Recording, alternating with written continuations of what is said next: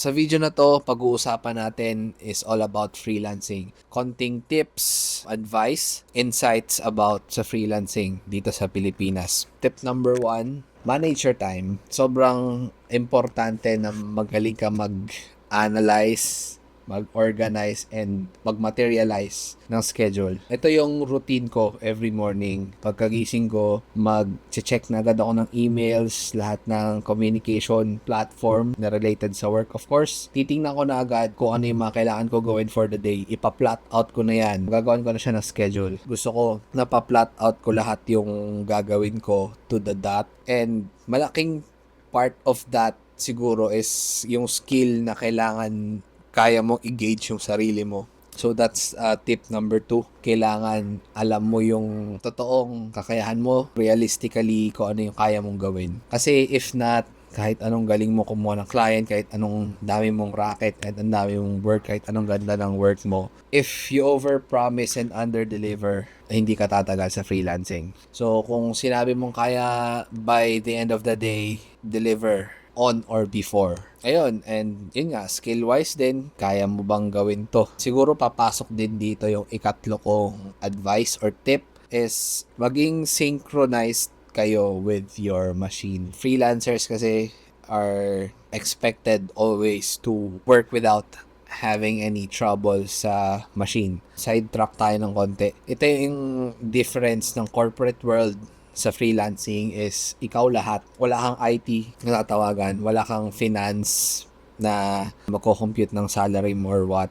Sometimes meron, you work all by yourself kasi nga, you work remote, you work on your own. So, kailangan kaya mo i-gauge yung machine mo, basically your computer or kung anumang extra accessories na meron kayo dyan. Kasi kapag ka hindi sync yung machine mo sa offer mo, sa what you can do, hindi rin magtatagal. Ako, nagsimula ako before, I remember, i5 lang yung gamit ko na PC. Almost lahat ng ipon ko naubos doon. Pinambili ko siya talaga ng computer. Tapos yun, i5 na computer, 1050 Ti na graphics card para sa mga techie dyan, alam yung ganong specs. It's not that bad during that time, pero hindi siya editing rig pa considered. During that time, I was able to learn na yun nga, pag-organize ng time, pag-manage ng time, pag-ano ng schedule, pag-gauge ng skills mo, magagawa mo yun even without a fancy computer. Ito yung kasunod ko na tip, hindi ko na alam kung pang ilan to, pero learn how to invest. So, ano ba yung mga ini-invest natin? Number 1 is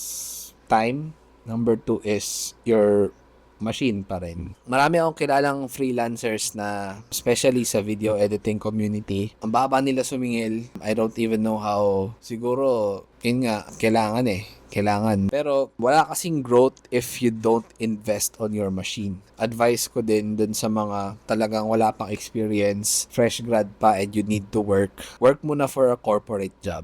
I know it's hard, and hindi siya ganun talaga kadali kasi ako nga ayoko nang balikan yung corporate job pero una doon ka matututo sa corporate, not only matututo ng skills, matututo ka ng makisama, matututo ka ng work ethics, proper work ethics, and you would know how things work. Kagaya ng mga sinasabi ko kanina, nagka-error yung computer mo, your machine mo, at least yung basic kaya mong i-handle kasi kapag sa corporate may nasira yung ano mo, gagawin din ng IT yan. And alam mo yun, just by being there, malalaman mo kung ano ba yung mga ginagawa nila. Even the basic stuff. You would know a lot of stuff if you work for a corporate company. So, balik tayo dun sa usapang machine. So, ayun, siguro, learn to invest in your machine. Kasi kapag ka wala kang machine, wala kang chance mag-work. Wala kang chance kumita. And ako, may general rule ako before na kailangan yung pinakamahal na part or pyesa ng PC ko or even the whole PC is kailangan mabayaran nung sisweldohin ko within the month. Kasi if masira, saan ako pupulutin, 'di ba? Let's say, dami mo mga client, 10 client mo, na-handle mo 'yon. Let's say kaya mo. But pag nasira 'yan, wala lahat. 'Di ba? So kailangan mo mag-invest doon. Siguro portion of your salary at least save mo or kailangan maging prepared ka na anytime pwedeng masira yung machine mo. Lalo na kagaya ko na medyo mabigat yung gamit ng computer. Talagang nalalaspag yung computer kapag ka nagre-render ka ng long videos, ng mabibigat na videos. Tapos, learn how to invest din for upgrades. Kasi, as you upgrade din your machine, it's either mag-upgrade yung kaya mong singilin. Ako, as a video editor, pwedeng ganun kasi kaya mo nang gumawa ng 3D, kaya mo nang gumawa ng ganito kasi malakas yung machine mo, kaya mo mag-render ng long videos. Kung dati, ang in-edit mo lang is mga Instagram Reels na short lang kasi yun lang yung kaya ng PC mo. Ngayon, kaya mo na mag-podcast na sobrang haba with a lot of effects, multicam setups, yung mga ganun. Yun, you get the point. Mas makakasingil ka ng malaki. So, upgrade din, number 1, yun nga, for better opportunities. And number 2, for ergonomics. Kasi ito, kagaya nito, mouse ko. Kaya ko mag-long hours dyan. Pero if yung mouse ko, basic na, maliit lang, sasakit agad ang kamay ko dyan. Yung sinasabi kong managing ko ng oras ko, ng task, hindi mo rin kakayanin yun kung physically hindi mo na kaya. So, mag-invest ka ng, ng magandang chair.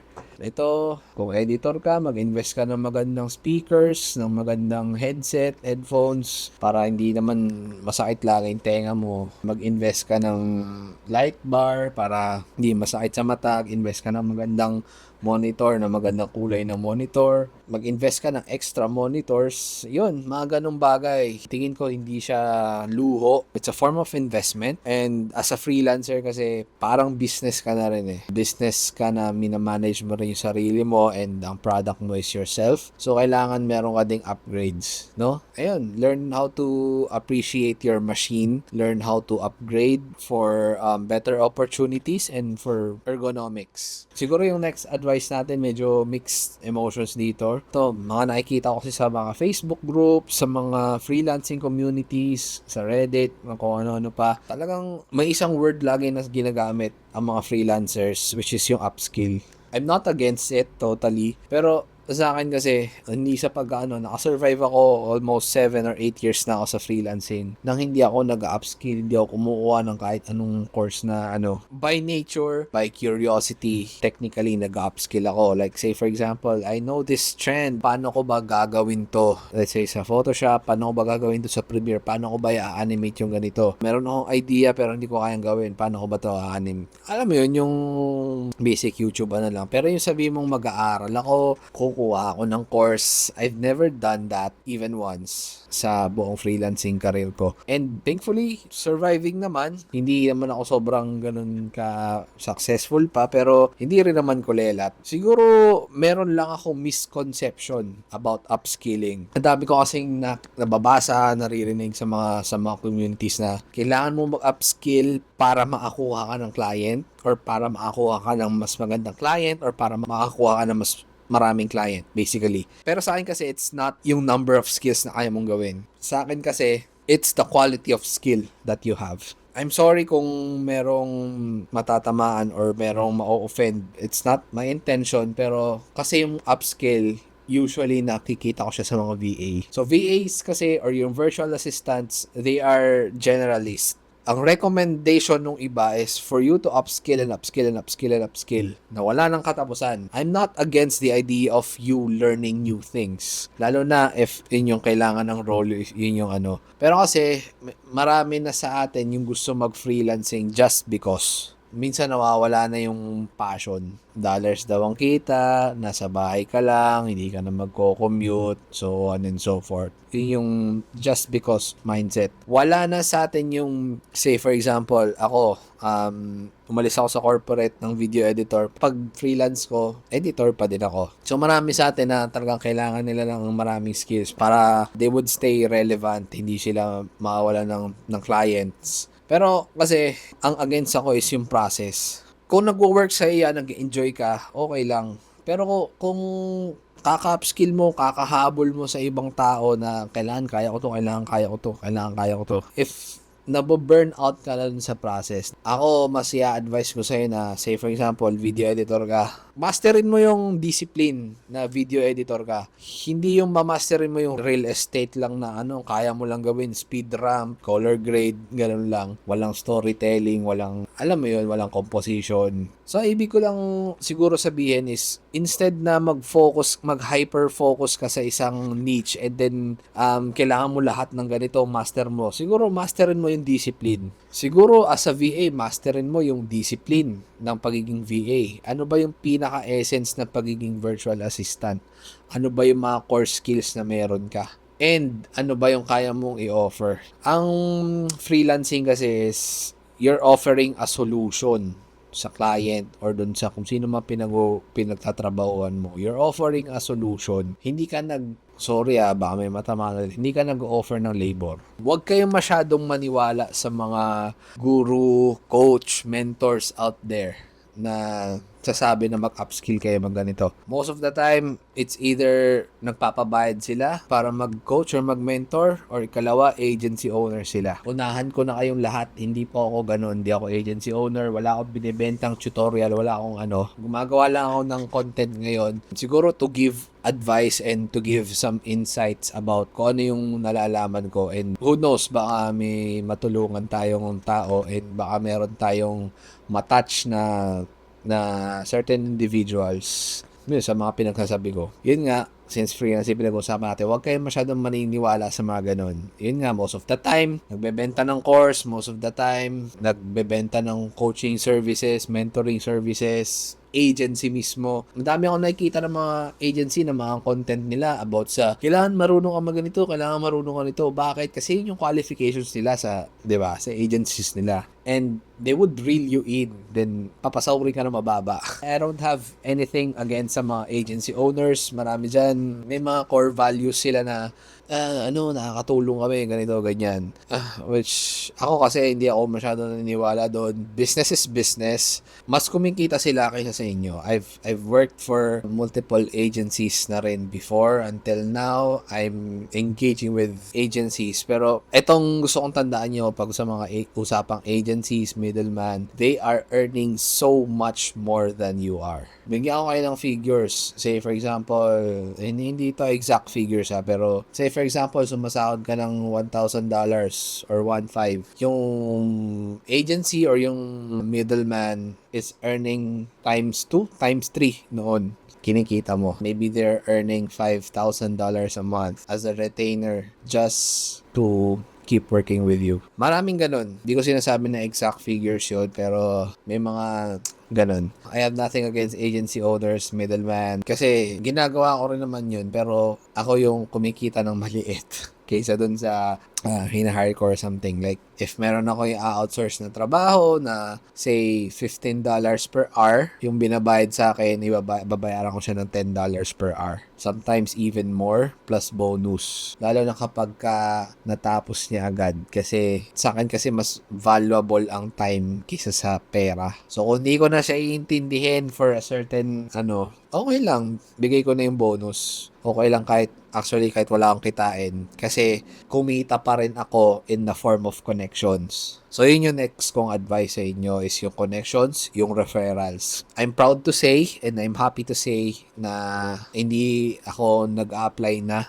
or hindi na ako nag-scout ng mga client for freelance or seasonal work. Kasi galing na sila sa referrals. So, siguro maganda rin na i-goal nyo yun para, let's say, meron akong full-time engagement ngayon that, requires me to work 40 hours a week or something. Pag nawala yun, at least monthly man lang mabayaran yung bills ko, okay ako dun. Diba? Kahit zero ka sa savings, at least hindi ka uutang for your bills. That's the best goal, I think, na gusto kong mangyari din for beginners. Kasi kapag kasi galing ka sa corporate, kagaya ko rin, you put all your eggs in one basket, and that's really very dangerous. Kasi nagkaroon ng mga times before na talagang, alam mo yun, tutulog ako, may trabaho, kinabukasan, wala na, sarado na.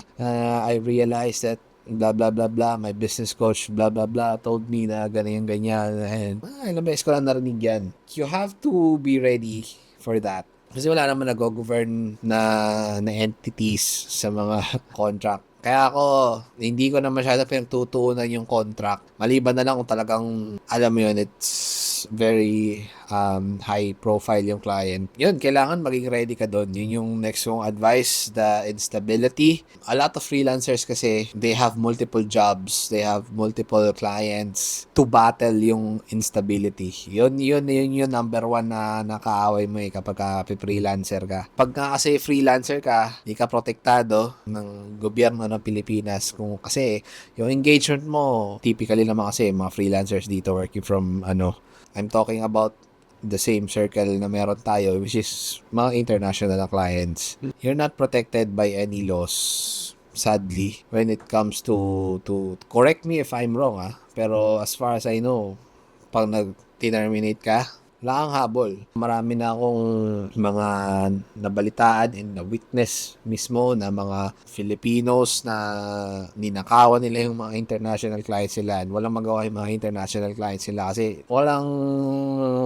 di ko alam, siguro merong mga legal, may mga legal actions na pwede i-take. Pero basically, wala na yun. Hindi naman pwede magsampa ng kaso yun dito. As far as I know. Pero yun, kailangan siguro yun. Ready ka for the rainy days. Kapag nawalan ka ng work, nawalan ka ng client, kailangan makabangon ka agad. Kailangan may backup ka. Yun yung siguro another insight for freelancing career here sa Philippines. Unstable talaga siya. Ayun, mayroong mga dry seasons. Pero kapag okay ka naman kumuha ng client, hindi naman magtatagal na yung dry season mo. Kasi ang dami pa rin talaga naghahanap ng Filipino contractors, no? Dito rin kasi pumapasok yung sabi, upskill ka, ganyan. Diba? Para daw lagi ka mag-stand out. No. Ito yung kasunod kong advice is learn how to sell yourself. Huwag mong ibenta yung skills mo, huwag mo ibenta yung resume mo, kung saan ka man nanggaling, isang lupalop ka man ng corporate galing, kung hindi yan talagang 5-star prestigious company na makikilala instantly, hindi siya relevant. Hindi siya gaya ng, say for example, di ba, pag sa accounting, galing ka sa PwC, may bearing siya talaga pag nag-apply ka. Sa freelancing kasi, hindi sa pag-degrade sa mga kapwa natin Filipino or what. Hindi sa dinadown ko rin yung community or what. Pero most of the time kasi tanggapin natin 80 to 90% na magiging clients natin start-up companies yan. Lalo na kung freelancer ka. Siyempre, sino ka ba naman sa buong mundo? 'Di ba? Para pagkatiwalaan ka nila ng isang malaking company. Mahirap 'yun. You have to be known globally din sa skills mo. That's what we're aiming for. Pero it's a long way. It's a very, very long way. Ako nga 7 years na Hindi sa dinadown ko kayo. Ako nga 7 years na. Hirap pa rin tayo kumuha ng premium clients. So, yun. Tanggapin natin yun na medyo startup yung natin. Naka-tie up lahat dyan ng problema ng freelancing sa startup systems ng clientele ng mga freelancers sa Pilipinas. Kasi nga, startup businesses, mas volatile yan, mas unstable, mas bobo yung mga client na makukuha mo. Pero yun nga, nasa puting bansa sila, nasa western country sila, nasa first world country sila. They have the capital to put up a business. And the cheapest way to put up a business is to hire Filipino workforce. And most of the time, mga maha-hire tayo as overqualified tayo kasi, like me, galing akong corporate, di ba? Para kasi magtatrabaho ka ng, say for example, galing akong CNN Philippines. Tapos mag-work ka for a startup as a same role, video editor, di ba? Siyempre, standards nun, yung mga alam mo, practices mo noon, mataas. Kasi, yung pinagtatrabaho mo dati, di ba? Doon nagkakaroon ng discrepancy, and doon din nagkakaroon ng pumapasok yung value mo on how you sell yourself, 'di ba? Kasi if you try to sell yourself properly, pwede kasi talaga makakuha ng matinong client. Hindi yan about sa resume mo, hindi yan about sa siguro malaking tulong yung resume mo, yung portfolio mo, previous engagements mo, malaking yan, lalo na kung may mga pangalan yung mga pinagtrabahoan mo dati, may bearing yan kasi alam din naman nila yan. Pero yun nga, it all boils down kasi paano mo tutulungan yung client mo.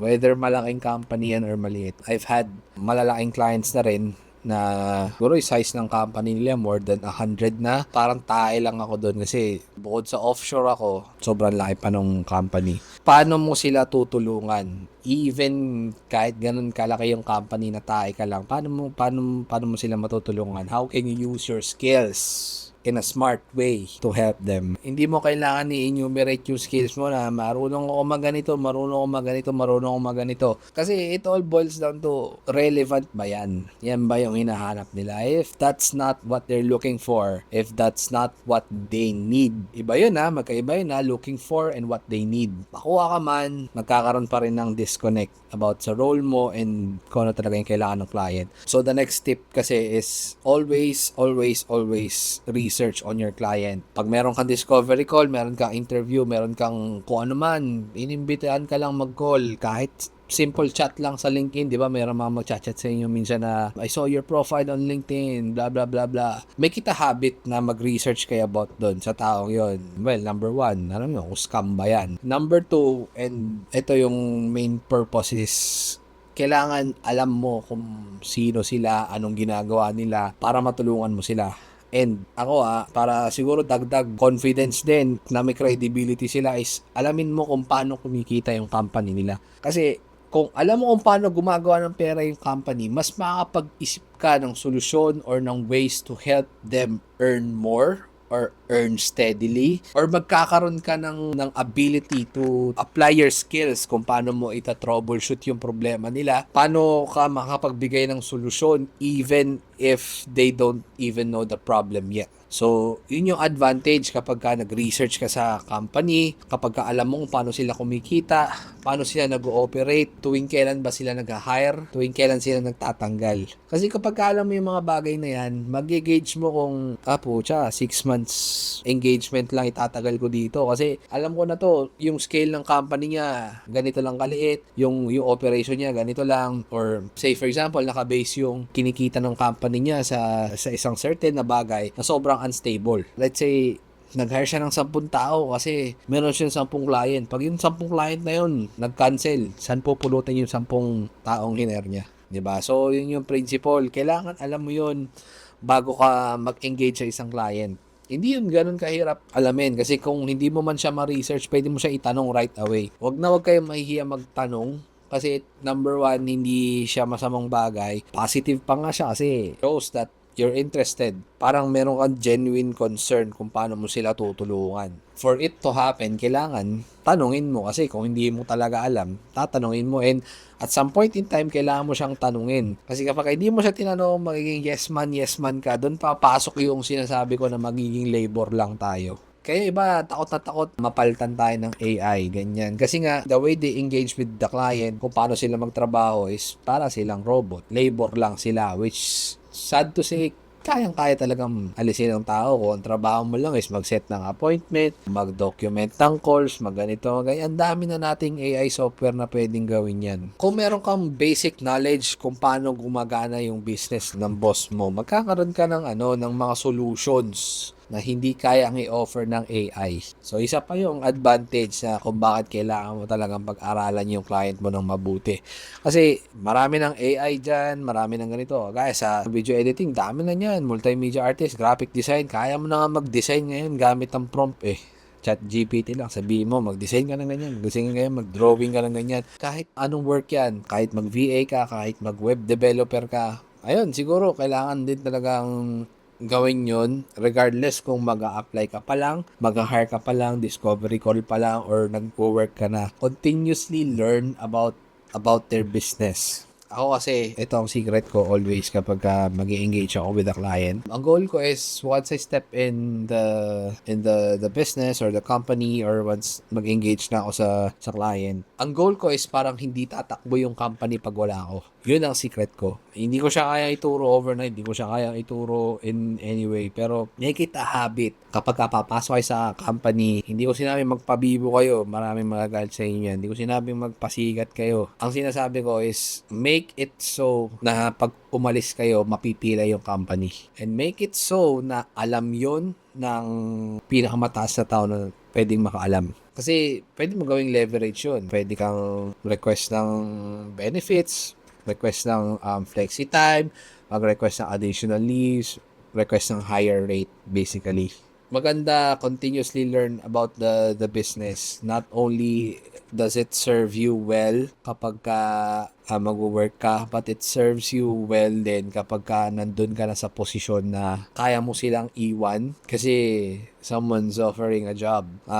Yun, marami kasing ganong moments, at least para sa akin, maraming mga crossroads na gano'n na meron pa akong engagement ngayon, meron pa akong 40 hours a week ngayon, pero meron mga nag-o-offer, meron bagong opportunities. I have to weigh those opportunities kasi hindi tayo pwedeng mabakante. So, kung saan mas okay, dun tayo. Obviously naman, job hopper ako. Di ako nagtatagal sa company kung number 1, toxic.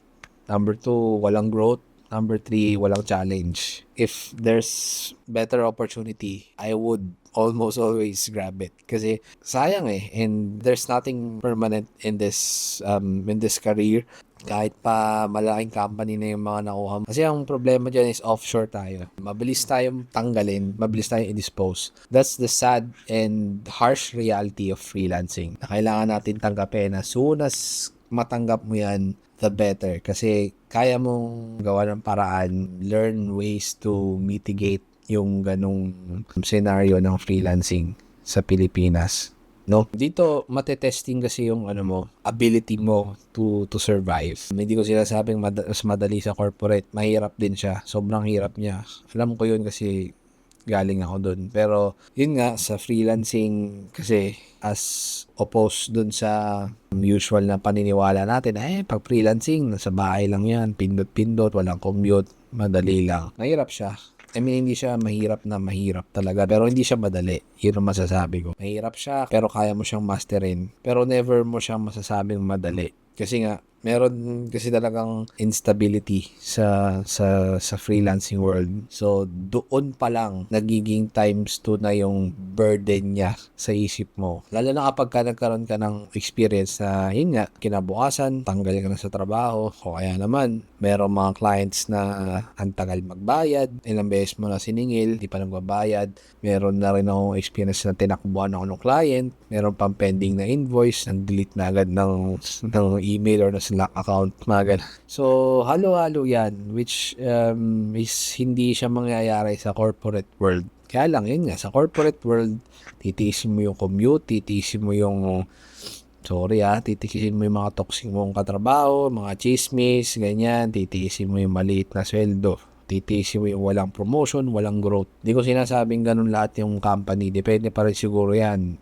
Tsaka kung unicorn employee ka, syempre, tanga na lang yung company kung hindi kayo po-promote. Pero yun, majority of us, isa ako doon, kagaya ko rin, hindi naman tayo unicorn employee. And kung kagaya ko na ganun ka rin, baka para sa yung video na to. So, ayun, sana meron kayong napulot na lesson about doon. And kung meron kayong tanong, kung meron kayong comment, violent reaction, lagay nyo lang yan sa baba, sa comment. Tatry kong basahin isa-isa. Kahit na alam ko kung konti lang manonood nito dahil bago pa lang yung channel ko, hindi ko alam kung ma-upload ko to or ma-edit ko to kasi sobrang haba nitong video na to. Salita lang ako ng salita. Salamat kung nakaabot ka rito sa part na to ng video. Thank you kasi nakinig ka and sana maging successful pa yung freelancing journey mo.